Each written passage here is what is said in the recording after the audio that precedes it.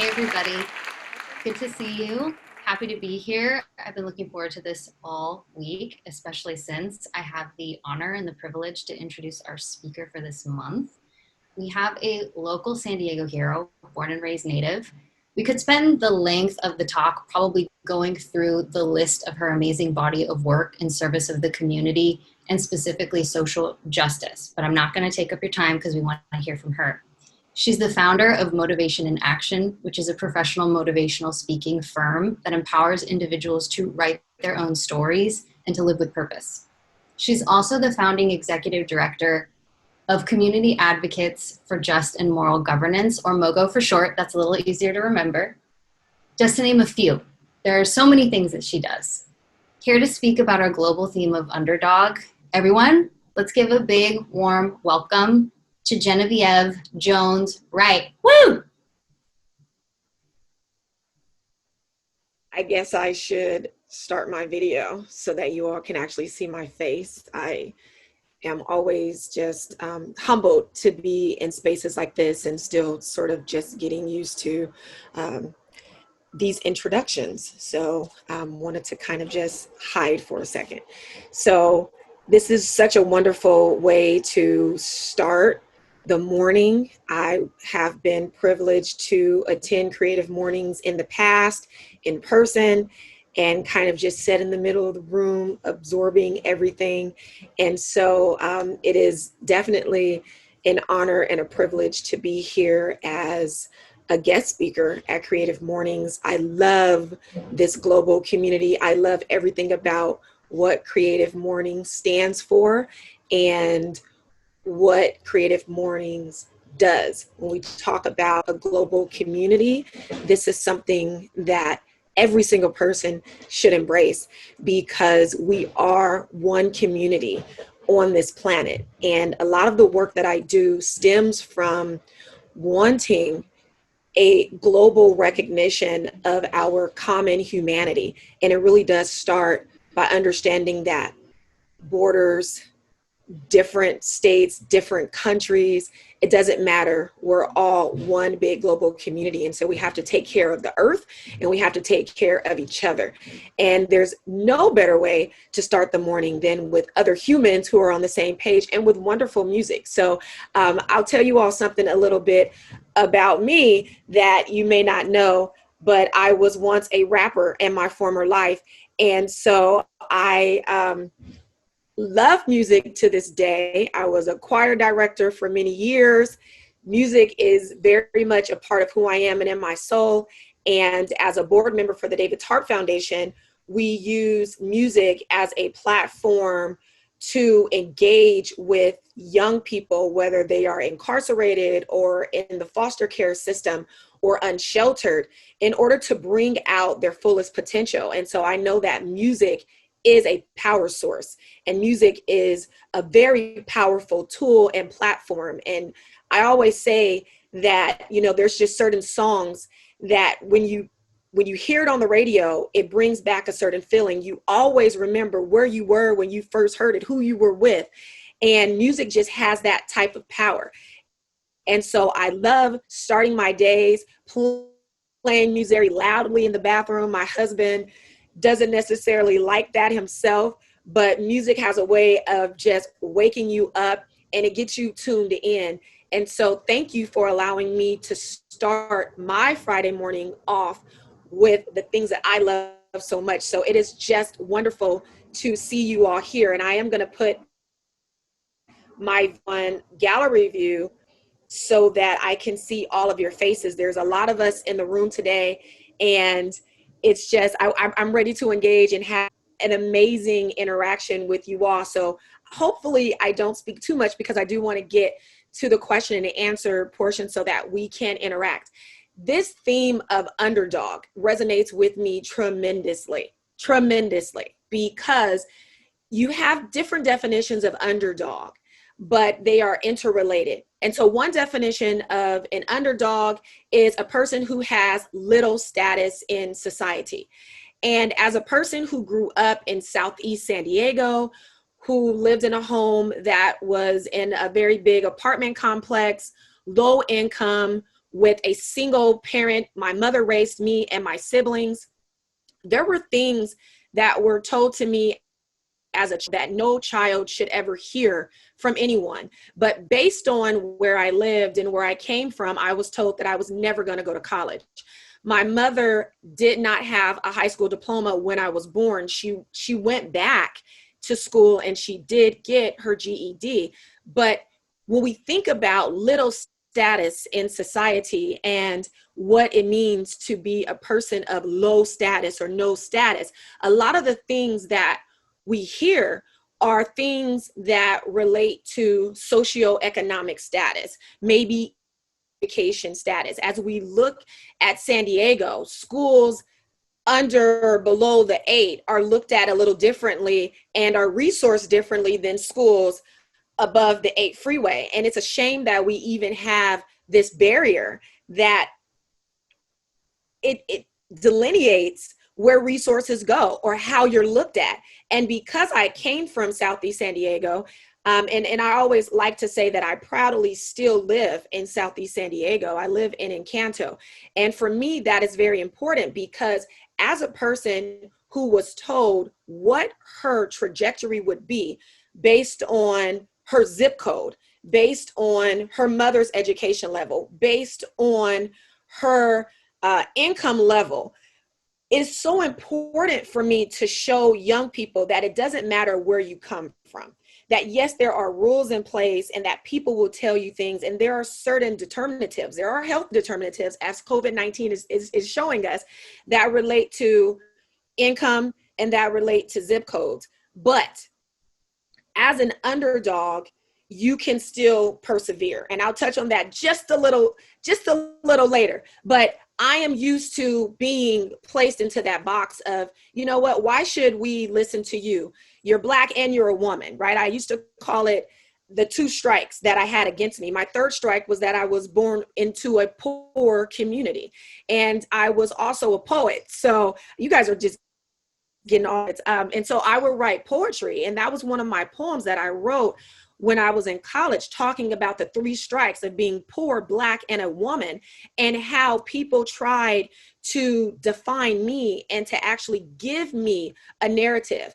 I was actually told by a parent of one of my really good friends growing up that because I lived on the other side of the track, right? They still lived in Southeast San Diego, but they lived in a house at least. At least my friend came from, you know, a 2-parent home. It was a working class family and they owned their home. And it was actually right across the park from my apartments. And my friend's father actually told me that even if I did go to college, that I was going to have to drop out because I wasn't going to make it in college. And so you can see that there's a mindset, and really it cuts across even race, because my friend is Black. And when you start to believe and internalize some things, it really does affect your perspective and how you project on the world. And when we start to accept things like only 2-parent homes are enough to children who can respect themselves and have devotion to family and be upstands, we really have to question a lot of the things that we've been told. So the other definition of an underdog is a character thought to have little chance of winning a fight or a contest. And I know a lot about that. I was a public defender for many years in San Diego County. I was a public defender here for 13 years.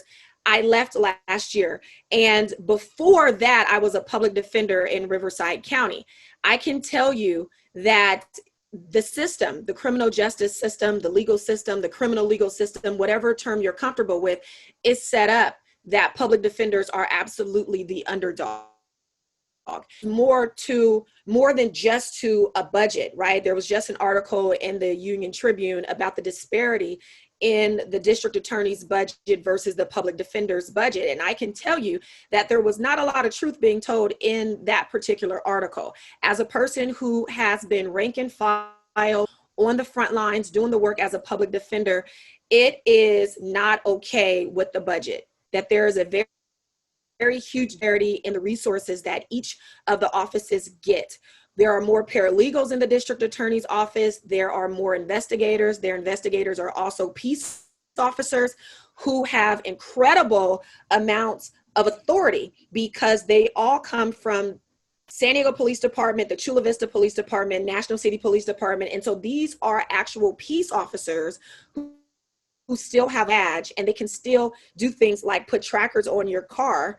And whereas the public defenders use investigators that are not peace officers. So there's little things like that. And obviously there's rules, but there is a great disparity in how they're resourced, how they're funded, and who operates in the offices and how they operate. Also, I always say that as a criminal defense attorney, we are behind the 8 ball. When you get a case, this is a case where law enforcement has already picked that person that they believe is guilty, is the person who perpetrated the crime. They've already done their investigations. They've already talked to witnesses. They've already written reports and referred the case over to the district attorney's office and made recommendations as to the appropriate charges. And so by the time it comes to the public defender, you've now had multiple law enforcement agencies weigh in and vet a case, and they've already seen the evidence, and you're coming in and you are now saying, I have to defend this person. And a lot of times you're defending someone who is actually not guilty of what they are charged with. But how do you operate in a system where you're not a part of it in the very beginning? It's an uphill battle already. And so when I hear the term underdog, I think every single public defender. I always say that in San Diego, we are blessed. We are blessed to have a strong public defender's office, and that's not the case for public defender offices across the state or across the country. We can look at Louisiana and we can look at other systems, and I think we have a great system, but we do have things that we can be doing better. There's a lot of talk right now about the Brady List, and the Brady List is this secret list that prosecutors have, and even sheriff departments and the police department have, that is composed of officers who have been dishonest, or they've engaged in what we call moral turpitude, actions of moral turpitude, which bear on their veracity, their honesty, their credibility. And this is a list that every law enforcement agency has, and especially prosecutors. And this is information that they're supposed to give over to the defense. Well, right now, a lot of the talk is about how do we actually put in more oversight and better rules so that we can be sure that the prosecutors are actually turning over this information and not hiding it. We had an article very recently in the Voice of San Diego, I believe it was last week, in fact, where there was a shooting and the district attorney's office hid evidence from the reviewing community review board, and so did the San Diego Police Department. And so we really have to talk about how we've set up systems to where the supposed co-equal part, right? The public defender is supposed to be a co-equal part to the district attorney's office to have that balance. Why are we supporting a system where that one part is an underdog, right? So I say all that to say that my entire life has been in the way of being an underdog. When we talk about the district attorney's race, I, of course, ran for district attorney in 2018, and I was absolutely the underdog in that particular race. And I loved that because one thing that I've always been very clear on is that no one tells me where I can be. And so a part of being an underdog is showing up in spaces where you're not expected to be. And I remember being a kid, and I was about 8 or 9, and there was a program for young men that was headed by a Black man by the name of Leonard Thompson. And I wouldn't take no for an answer. I didn't understand why these young Black boys could have a program just for them. And I felt like I was in the same boat as them, needing encouragement and needing edification. And so I ended up being allowed to join the young men in the SOS program with Steps of Success. I don't know why I remember all of this, but it was there in that room that I learned about Justice Thurgood Marshall. And at that age, as a 4th grader, at 8 or 9 is when I decided that it didn't matter what people told me about my upbringing and how those were limitations and barriers to success, I would be just like Justice Thurgood Marshall. And so having a mother who had not completed high school yet at that time, I decided that I was not only going to go to college, but that I was going to go to law school. And not just law school, I named it. I said I was going to go to Howard Law because that's where Justice Thurgood Marshall went. And I said, if I'm going to do what he did, then I have to be trained the way that he was trained, which is by Howard Law. And so from that age, I determined that I would use the law to make our world a better place. I didn't exactly know what that would look like, but I had determined at that young age that that is what I would do. And so the way that I am creative today is by using the law to actually change systems. So let's see. I am the founder of Motivation in Action, as you all saw on the slide. And Motivation in Action really, really helped me to, it's a channel. I will say that. Motivation in Action for me, and it's MIA for short, MIA, named for my best friend. Actually, my best friend's name is Mia, and she's one of the strongest women I know. And so we grew up in the same neighborhood, and she didn't come from home. She had a mother who was out in the streets and doing whatever she was doing and not really being a good parent to Mia. And Mia was always just really strong into her studies, but Mia actually became pregnant when we were going into high school, and she had to leave high school. And I've seen her just transform into this phenomenal woman who's a great mother with her two oldest kids in college now. She has a younger son, and he's going to be going to college. He is amazing. And I've just watched her be this wonderful, powerful professional woman who works in a corporate job, and everything that people told her she wasn't going to be, because all of that stuff about her zip code and how her mother raised her, and then becoming pregnant very early on, she really defied those odds. And so Mia, my company, is an ode to her. And my mantra is that we write our own stories. And so what I do at Motivation in Action, it's a motivational speaking firm. And it's a little more than that, because I do some coaching, and I help young women through anxiety, and I go and I speak to kids that are involved in the court system at our JCCS schools. And really, it is about empowering women specifically and our young people. Now, men, don't be afraid. Don't be afraid. You can hire me. I can come, I can speak, I can motivate you all as well. But it really is about taking that power, right?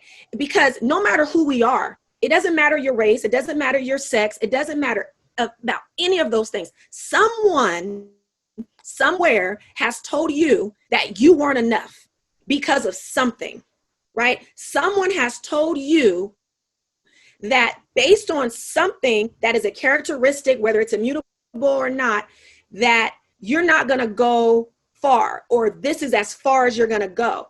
And so my thing is teaching young people that there's always going to be something that someone tells you. You're too skinny, you're too fat, you're too dark, you're too light. Doesn't matter. People make up things, right? Society, that's what happens. But you never relinquish your pen. You write your story, and you never give that pen up to anybody else, because it's your story. And when you fall down and when you make mistakes, which we will all do because we're all humans and we're all flawed, you get back up and you need to write your story, because your story is not done. And a lot of our young people have to understand that. A lot of us as adults have to understand that we're dealing with so much trauma and past experiences of hurt. And we can come away from that, and we can be better from that. And so we can't relinquish our pen, because we just have to write that next chapter. And so that's what Motivation in Action is. It's all about action, because we come away from things like this and we're motivated, we feel inspired, and then what do we do with it, right? Which is why I say we're more than a motivational speaking firm, because I challenge people and I follow through with them to make sure that they actually act on it, because motivation is nothing if we don't act on it. So we want to put our motivation in action. So that is one thing, right? And so it's taking this underdog mindset and making it be a channel. I turned it into a business, right? That's how I took my underdog mindset. I turned it into a business, and hopefully I am helping other people say, I'm never going to relinquish my pen. I write my own story. No one's going to frame my narrative. It's my story to tell, right? And another part of that is empowering people that when you're telling your story, when you're writing your story, is because you have control over your story, you have control over the characters. People who are hurtful and harmful to you, you can just write them out of your story. You don't have to keep them around. We don't have to stay around people who are not positive, people who refuse to think the way that they should think with an open mind, people who have no connection or want to be connected to a global community. I just don't have the time for those Thanksgiving dinners with people who are like, well, hey, I'm sorry, but this person's great and I'm going to keep voting for them. I don't have time for that stress. And so when I say I write my story, listen, I am the producer, the executive director, the director, I'm the casting director, I'm an actor, I'm all of it. And you are not going to be in my story, period. Right. And so that's the beauty of owning your story and owning who you are and being creative, right? We're in a room with creatives. Be creative in your life. Don't separate out your creativity to just what you do when it comes to a canvas or behind a camera. Your whole life is your creation, right? And so I'm a Christian, and I'm not like, one of these Christians where, people are always surprised. They're like, whoa, wait, you're so open-minded. What do you mean? I'm a Christian, but I'm actually a Christian who reads the Bible and who understands what Jesus really stood for and what Jesus came on this earth to do. And the people that I go to bat for are the same people that Jesus sat with and that he was criticized for sitting with, right? And so I say all that to say, when I hear Jim and Elle talking about everything we need is already inside of us, that's what I believe. That's where I come from. When I talk about helping the poor, helping the sick, helping the marginalized, that is what Jesus preached and what he taught, right? That's what he taught. And so he also wasn't this person who believed that we should be fools, right? And so I'm not foolish in my approach with people. And I can call you out and I'll call you back in, and I do it all in love, but I also don't have to stress myself out by staying in a frustrating situation with you. So I'm going to leave that there because you guys are going to have me preach a sermon around here. And, Lord have mercy. Okay. So the other thing that I'm very excited about is that I am a co-founder and I am the executive director for Mogo. And Mogo, somebody said, preach. I'm trying to tell y'all, listen, I'm so serious. So, Mogo is shorthand for Community Advocates for Just and Moral Governance, because it's just such a long name. I have to think of a nickname, and it's Mogo. And so I want to encourage you all to look at Mogo. And I take this underdog mindset and I do it in everything that I do, because I just want to tell you all, I'm a perpetual underdog. Like, even if I win at something, because by the way, I won all the time as a public defender. You're not supposed to win. Remember, I said you start behind the 8 ball. That's so that you lose. But it doesn't matter, because as an underdog, you use it as motivation and you use it to go above and beyond. And so for every single client, every single community member that I represented, I would go above and beyond because I knew it was expected for me to lose. And I won more than I lost, right? Unheard of. Even when I went to felonies, they would say, oh, well, you're just doing misdemeanors now, so that's easy stuff. When I got to felonies, the DAs were losing all the time, to be quite honest with you. And so I love the underdog mindset, and I never want to lose it, because I want to be that perpetual underdog, because that's where you actually find that dogged determination, right? To go against all odds. So there are benefits to being an underdog, that you're going to use that as your motivation, that you are going to go and have all the determination in the world to get whatever it is that you want done. And you can be innovative in your approach, right? You don't have this winning track record. So you can't be like, oh, well, this is how I have to win and I have to go by this. No, you can tap into all of your creativity and your innovation, and you can just go at it in any way that you want, because nobody's going to be like, why are you changing up the formula, right? You ain't been winning. So you be creative. And then also you don't have that fear of losing, because what is there to lose? You're the underdog. Everybody's betting against you, right? So I love keeping the underdog mindset. And I also know that no matter what, even if I start to win, we have to have that perpetual underdog mindset, because we live in a world where systems are set up to make you fail because they want to protect themselves, right? So a lot of the things that I talked about when I ran for DA are the things that I believe are important to this day and in all arenas. We live in a space, we live in a country, and I'm going to call it out because now's the time where we have to really be honest and we have to be introspective.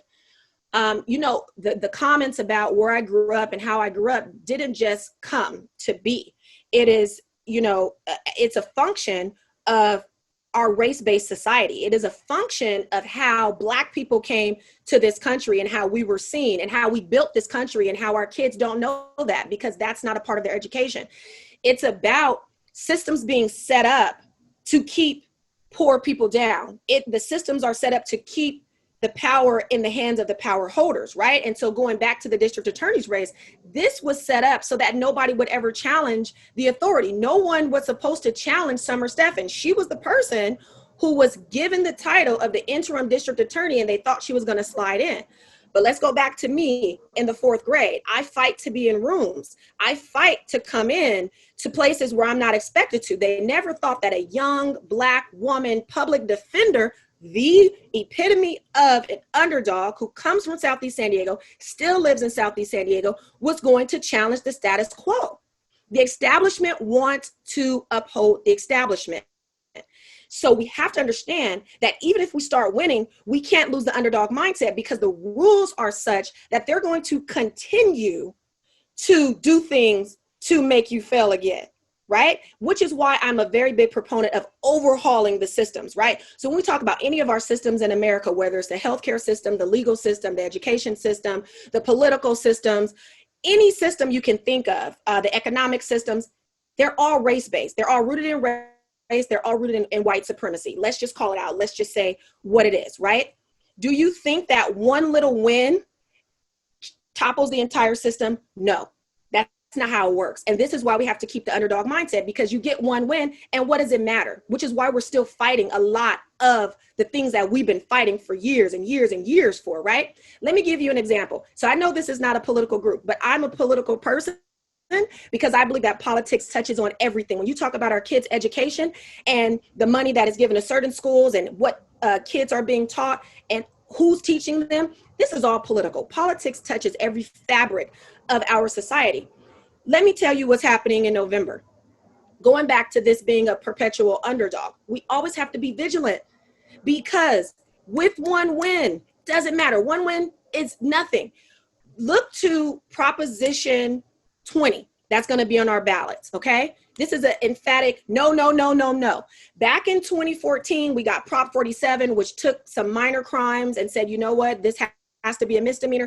2016, we got Prop 57, which said, you know what, if you are imprisoned and you do things that we say we want you to do in order to actually rehabilitate, like take anger management, take parenting classes, take some drug counseling, do things that are going to better yourself, you can get a shot at an early release, because you are now taking the steps to actually address the root causes of issues. Well, Prop 20 is actually trying to roll back some of those reforms that we fought hard for. That's a no, right? And so again, they started working on rolling back the reforms as soon as we got the reforms on the books. Same thing. If you go to Prop 25, if you remember in 2018, there was, newspaper headlines, California finally dismantles the bail industry. Let me tell you, the bail industry has been working the exact same way it's been working since we said it, since SB 10 passed and the governor signed it. Why? Because the bail industry, which is a multi-billion-dollar industry, fought against it. So Prop 25 is an attempt to not honor SB 10. So Prop 25, if you want to keep SB 10, which means that it's your income is not going to determine whether or not you're released from jail, right? But whether you're a risk to public safety and a flight risk, those things would determine, and not whether you're rich, right? So A yes on 25 says we want to dismantle the bail industry. A no on 25 repeals SB 10, right? These are the things we have to be mindful of. Prop 16 is a vote for Prop 16 would repeal a ban on affirmative action. So we know that people of color and women are not represented in government contracts and things of that nature because there's a ban on affirmative action. Prop 16 will repeal the ban. So very, very important that we understand the propositions that are going to be on our ballots. Prop 17 restores voting rights to parolees. You've done your time. You're not in prison. Why can't you vote? Let's restore rights to parolees. That's Prop 17. Prop 18 allows for certain 17-year-olds to vote. We know what happens when we get our kids used to voting at a young age. And we know what happens when younger people vote. We want their voices there. And so Prop 18 is also very, very important. So I know that I've talked for forever. I didn't even get to everything that I wanted to talk about. But what I will say is that because I want to be a perpetual underdog, I do these underdog projects. And so, when I talk about MOGO's entire mission is achieving racial justice, achieving social justice. And that's obviously that's an underdog. It's an underdog project because we have so many people who want to keep the system the way that it is. And when you talk about achieving social justice and racial justice, you can't do that without talking about environmental justice. And you can't do that without talking about economic justice. And so this is one of my underdog projects. I don't care how hard it looks. I'm going to continue to work to achieve racial justice. And one thing that we're doing is we're joining with the company Innovation City. And we launched the Justice Initiative.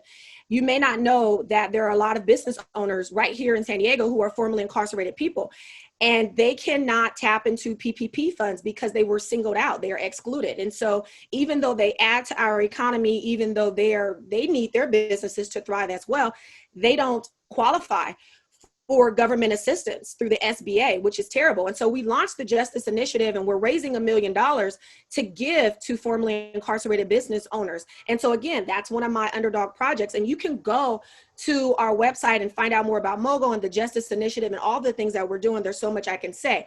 The other thing is the underdog project that I help with. I'm a facilitator for the Trust SD Coalition, which is transparent and responsible use of surveillance technology. We've taken up this underdog project of getting these smart street lights some oversight, right? Right now, it's exclusively a law enforcement tool, which is not what it was sold as from the city. We're very far away from what it was sold to as a city. We were told it was environmental, that it was going to help us with our energy costs. It was going to help build jobs. Entrepreneurs were going to be able to use the data that's collected. It's going to give us data about mobility and transit. Didn't do any of that stuff. Utter failure. $30 million plus failed program. The mayor tried to give it more money and an increased budget, take money away from the libraries. So I want to say very proudly that we stood with our libraries and we called in. I wrote a letter personally on behalf of the Trust SD Coalition to City Council and to the mayor and said, don't touch our libraries. Why are you trying to cut library hours and close an entire library when this smart streetlights program should not be funded? If you can find money, extra money for a failed program, why are we not valuing our libraries? I believe libraries are a core function of government. And so we stand with the community on a lot of these things. I will end by saying this: keep the underdog mindset. We all should be striving to do these underdog projects. Now is the time to act. There has never been a time to act. We all have a big mission and we all have this underdog assignment, and that is making this world a better place for everyone, whether you're unsheltered, whether you are poor, whether you're Black, whether you're white, whether you are Jewish, whether you are Hispanic. It doesn't matter whether you are Buddhist or Hindu. Have to make this world a better place, and that means upending the systems that seek to hold people down and have been successful at that. So I'm done. Hopefully someone asks a question that I can tie in the Commission on Police Practices with, because I didn't talk about that and I left to, and that's on our ballot in November. But okay, go ahead, ask away. Thank you so much. That was amazing. Totally blown away. Thank you. You said that you could speak for 30 minutes or 3 hours, and I think I speak for everyone in saying that we could listen to you for 3 hours, and that would be the best start to our day. So Thank you so much. Let's open it up to questions. We can do that by raising your hand in the chat, and that'll put you up to the top, and then we can unmute you. And then sometimes we can take them from the chat as well. So let's start with hand raising if we can do that. We've got time for about 10, 15 minutes.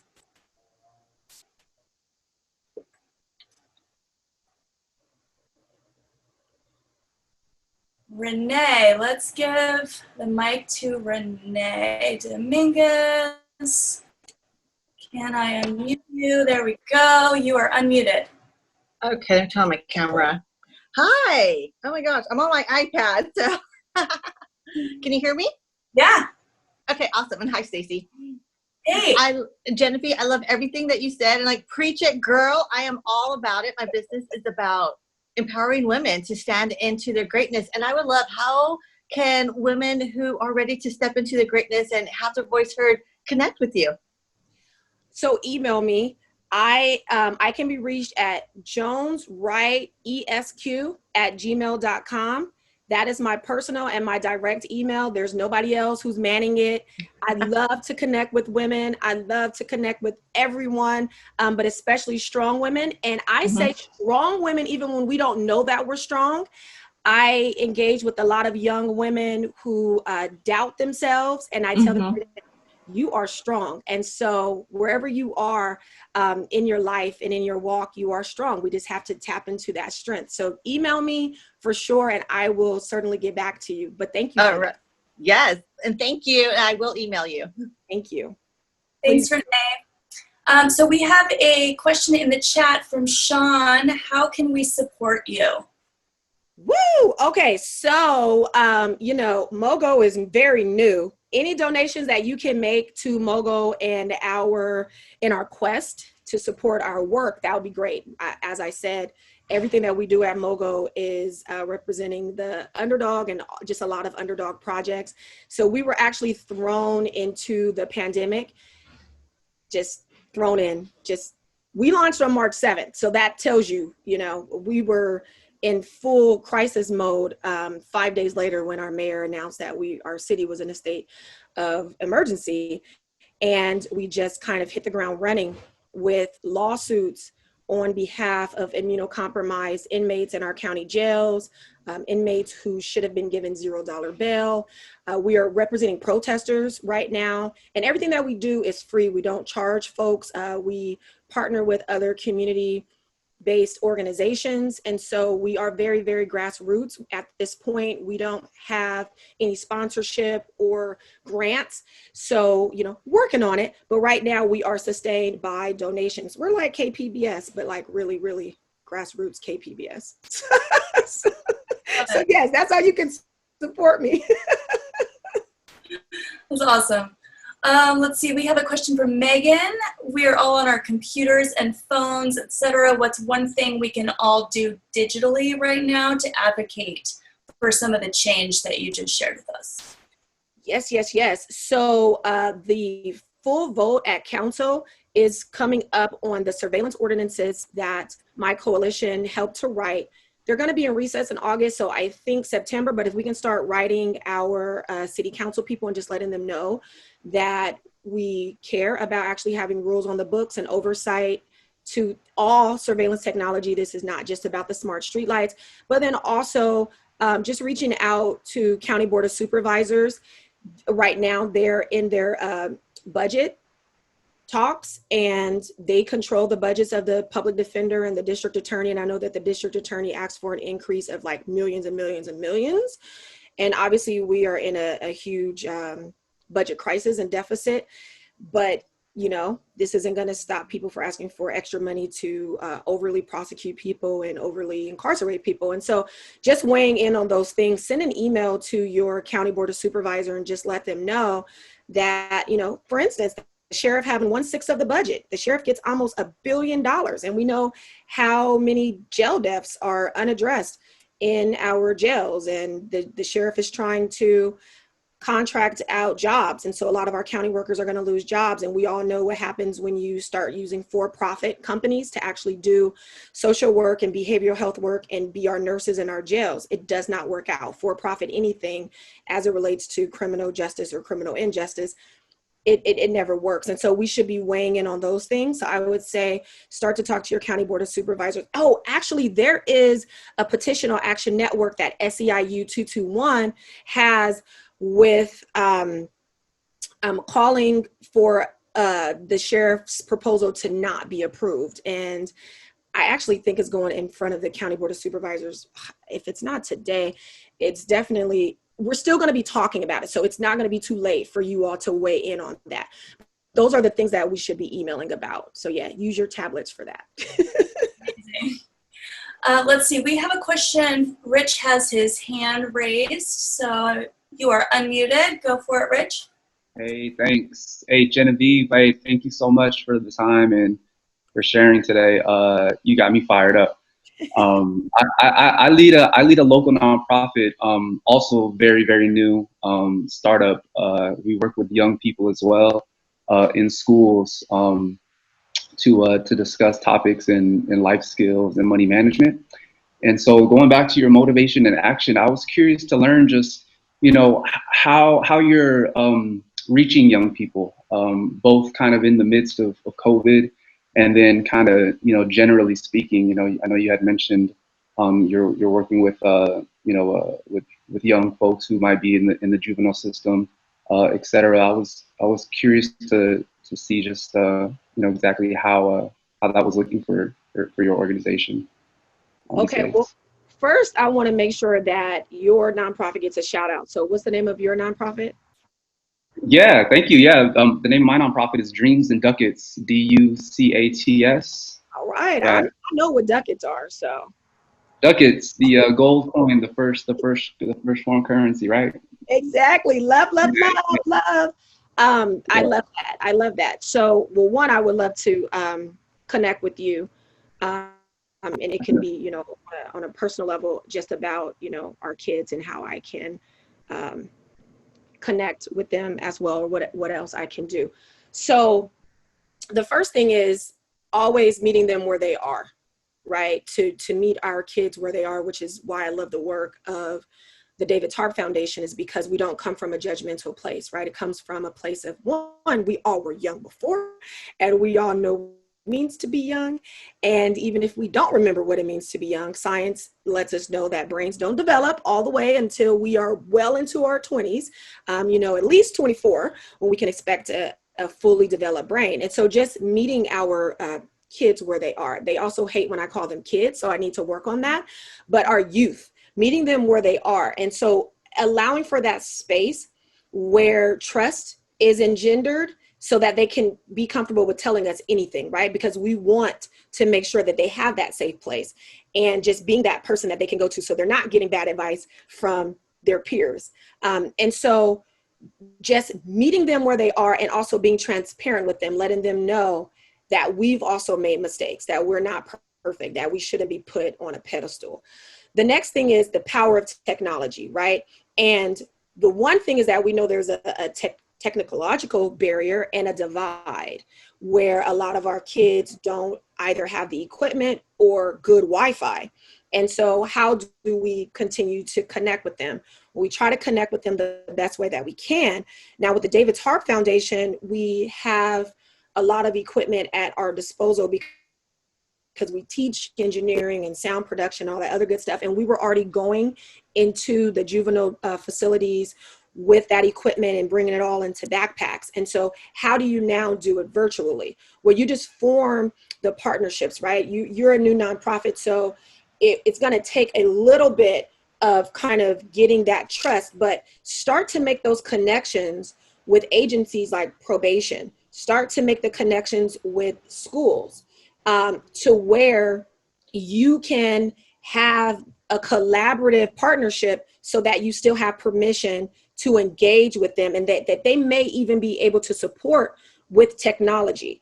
And that's the thing. We want to embed ourselves with the other community organizations. And so one thing that David Tarp does very well is we have a lot of community partners. And so we have agreements, and we work with the schools. So the youth that we work with, we know who their teachers are. We know who their counselors are. We work with probation because, you know, again, and thank you for providing me the opportunity to say this, when we're talking about defunding the police, right, this is like this hot button topic. And a lot of people are kind of set off by that. Why do we want to defund the police? Why do we want to make their budget $0? Well, that's not defunding the police, right? Abolishing the police is on one extreme. We are at the other extreme of that, where we give the police every single thing that they want, even militarized weapons, and they get big chunks of our budget. Defunding the police is actually the middle ground where we're saying, let's reallocate, let's rethink things. Why is this a law enforcement response? The reason why I bring that up is because the David's Heart Foundation has really embodied what reallocating the funds and imagining what we ask our law enforcement to do. Really, it really kind of just, this is just a great example of asking for law enforcement not to be so active in our children's lives in the form of youth probation. So we've kind of taken a lot of things off of the plate of the probation department, and we work with youth probationers and we help to keep them on track so that it eases the burden of probation. So you want to look to how you can fit in to that bigger conversation of not having our youth always have to engage with, you know, these systems, and to actually kind of get these other agencies thinking a different way about their jobs. And we have a great probation chief, Adolfo Gonzalez. I would tell you to talk with him. And, you know, I'm not sure if all of your students or if any of them are justice involved, but having a great partnership with a chief like Adolfo is great because he's changing the culture of probation. And so he's receptive. And so we also need to support leaders like that and get leaders in place that have a different mindset. So like Adolfo doesn't call probationers, he calls them clients, right? They're not people who are just on probation, but how do we serve them? How can we do better for them? And to get them on track and to better support them for a better life outside. And so I probably answered your question or not answered your question, but that's what I thought of when I heard your question. Oh, I do want to say this too, Rich, when we're talking about the technology divide, maybe I can point you to some grants where if you're having a problem with connecting with the students, you can apply for some grants that will actually help get laptops and things of that nature to be able to connect with your youth while we're in this pandemic. Rich, it looks like you're muted here. Let me try to unmute you again. Oh, thank you. Thank you. Hey, Genevieve, thank you so much. I really appreciate the words, and let's definitely connect offline here. I got your email, and I will shoot you a note today. Thank you so much. Looking forward to it. Thank you, Rich. Okay, guys, we are at just about 10 o'clock, and we have a few more questions going. Genevieve, do you have maybe 10 more minutes to stick around, or do you need to get out? Oh, I'm okay for 10 minutes. Yeah, that's fine. Okay, let's take just a couple more questions. I saw one up here from Martin. You have clearly made this your moment. How can others, particularly those who feel like underdogs who don't count, make this their moment too? So here's the thing. Just acknowledging that this is a moment is powerful. Because right now, a lot of people are saying, this is a movement, right? This is a movement. Because a lot of people take to the streets, and because, you know, a lot of people are now Black Lives Matter, where before this was way too political. We now have corporations saying it. Doggone it, the NFL even put out a statement, right? This is not a movement. It's not a movement yet. And it's never going to be a movement unless we make it. So just acknowledging that we're in a moment, and it's up to us to make this moment worth anything and to make it a movement. So just to focus there, right? So as a person who may feel that they're an underdog and that they really can't move the needle maybe, or maybe a little gun shy, the thing is this is a moment. So feel your presence in the moment, and whatever it is that moves you, take even a little step in that direction of moving the way that you want to move, right? There's so many issues to talk about. There's so many issues we can embrace and work on. Just knowing that you're one person doing what you can in this moment is what's going to make it into a movement, right? And so I say it that way so that you don't feel so much pressure, right? And a lot of times we put pressure on ourselves because we think that it's just our job alone. And I tell people, I don't know the color of the person who had asked the question, but I will say that speaking as a Black person, it is important for me to understand that as a Black person, dismantling white supremacist systems, it's not just on me and it's not just on Black people. That really rips down to the work of white people to dismantle white supremacy. And we have to understand that all we can do is our part. And so as a person, recognizing who we are, what our capacity is, and giving just a little more fuel to that part that we want to move is enough. And you just keep going at it and keep going at it, keep going at it. I think about the Racial Justice Coalition here in San Diego. For years and years, they have been fighting the restraint bans. That was what they focused on. That was their issue they focused on. And they kept being told, no, this is a tool. This is a tool that we need as law enforcement. And all the justification never made sense. But the point is, did the karate restraint just get banned by San Diego Police Department? And the mayor and the police chief came out and had a press conference about it after years of no. And then the next day they focus their attention to the sheriff and say, hey, sheriff, San Diego did it. Are you going to do it? And the sheriff said no. And then the next day, what happened? The sheriff said, okay, we banned the karate restraint.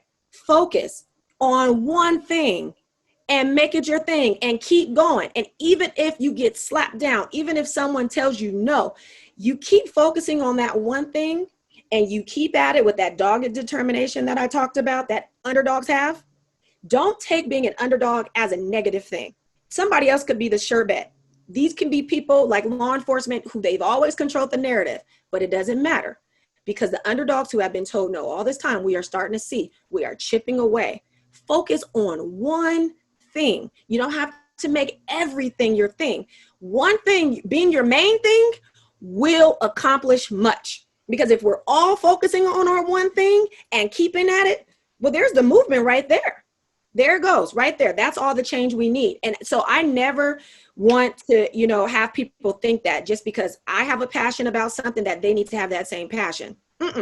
Because I need someone who cares about the alligators. I need someone who cares about foster children. I need someone who cares about, global warming. Now me, I care about all of them, right? But what's my bandwidth? What can I actually do and do it effectively? And a lot of times we spread ourselves so thin because we think we got to be here and here and here. No, focus on one thing, make the main thing, and you will accomplish much. Put all your energy into that one thing. And then when it's done, you can move on to something else after you rest and, sit on that beach that's in the Corona commercials and savor it. And I always say, I never savor a victory for a long time. I usually give myself, this is where I'm bad. I usually give myself just maybe a half a day to be like, woo, we did that. And it's like, okay, I'm back on the battlefield.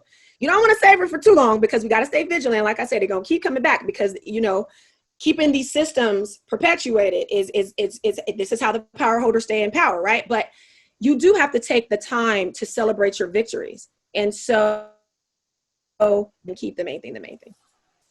So good. Okay, we have time for one more question. Let's read from Haraya Hussein. Writing to you here as a steering member of the Human Rights Campaign, San Diego chapter, I want to know how we can help. We get so much from the public defenders here. We want to augment everything you stand for locally and countrywide. Give me the beginning part. Writing to you here as a steering member of the Human Rights Campaign San Diego chapter. Ooh, Human Rights Campaign chapter. I like that, first of all. So I'm going to actually have you repeat the entire question because I think I missed something in the middle. But what I will say really quickly is because I heard something about the public defenders and, you know, just getting so much from the public defenders. I was very concerned that the county's Human Relations Commission does not have a dedicated seat for the public defender. This is something that I talked about and that I will always talk about, is how the public defenders are, they're supposed to be a part of the public safety group of the county, right? This is what people will tell us. So the public safety group includes the public defenders and the district attorney and the sheriffs and probation and all these county agencies. The public defender is not at any table. The public defender is not at any decision-making tables. I am a commissioner on the City of San Diego's Commission on Gang Prevention and Intervention. I sat there as a deputy public defender, but not because there was a dedicated seat. However, the chief of police has a dedicated seat. The sheriff himself has a dedicated seat. The U.S. attorney has a dedicated seat. The district attorney has a dedicated seat. And the chief of probation has a dedicated seat. Who's missing? The public defender. I am sitting there because, again, I created a space for myself. I said I'm going to be on this commission because gang work is one of my passions. There's a problem when we have a Human Relations Commission and you have a dedicated seat to the district attorney's office and the public defenders were never even a thought. This is what I talk about when I talk about the disparities and how our systems are designed to make the public defender the underdog. Public defenders are embedded in our Constitution. We have to have attorneys who are competent and who will take on the cases of poor people who are charged with crimes. And yet we don't honor them enough, give them the resources, and we don't get them to the tables where they actually have a voice. We do not treat public defenders the way that we should. And so hearing that part of the question, that's what it made me think of, and how we have to start to see this stuff. And I've definitely spoken out about it. You know, I'm going to try to change that, but you know, this is a new commission that just came on the scene. So making that change right now, it's not going to happen quite yet. But I'm working on a short-term solution and a long-term solution. But just seeing what tables people who are impacted are not allowed at, right? And that's the story of our society, honestly, is to keep out the people who are closest to the fire, which is why I work with the people who are closest to the fire, and I make their voices heard, right? I don't only speak on behalf of them, and I speak with them, right? And I give them the microphone as well. And so this is something we have to address and something that we have to really embed in all of our practices. Stacey, I don't know if I addressed the question, because like I told you, I think I was like missing something in the middle. I think you got it. If Haraya is still here and has anything she wants to add to that, go ahead and raise your hand. But I think we're just about out of time. So I just want to thank everybody for staying with us and for being here and being part of our local community, our global community. Genevieve, thank you so much for just bringing such powerful, inspiring words to us today. I really connected with what you were saying just about the fact, like, underdogs are already starting down here, so why not just go for it? Take risks. You know, there are no rules anymore. There are no rules. So this is the time to try new things and just, you know, go for it. No holding back. Do we have anybody? Okay, it looks like she didn't say anything. So yeah, I think we're good to go, guys. Thanks for bearing with me, and I had fun. I hope you had fun.